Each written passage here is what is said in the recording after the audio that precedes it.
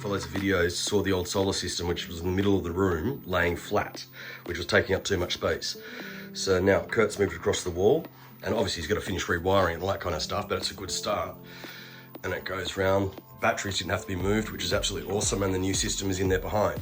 So between it all, it's going to be really good. More importantly, this is an air-conditioned room that's sealed. If you see the roof and everything like that, it's completely sealed. So all our power tools and everything like that for storage can go in here with the air conditioning as well, giving us more space. And we've got space for more solar batteries along here once we get rid of these ones. We'll have space in there anyway, but they've got to go first. Yep, but the space is good. So we did all the work to the Land Cruiser, and James, mechanic in town, local guy, did an absolutely fantastic job. So everything under there, all the bushings, everything, there's no creaking, there's no rattling. It feels like a new truck, even though it definitely doesn't look like one. But we screwed up in one place. Universal joint going into the back diff. Of course, the one thing I didn't change broke. So we've got to get that fixed. It's not broken yet, but it will be soon.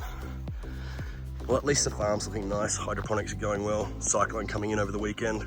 Should be fun. Not that it's particularly relevant to anything, but this is from the home bull. He's still very young, but he's the only one that really likes to stay around the house and isn't scared of people, dogs or anything. Just, he likes living around the house. Whereas you see if we come around here, that one, you know, heads up, looking around what's happening with the young copper cutter here. So, yeah, he's nasty. And there's Happy.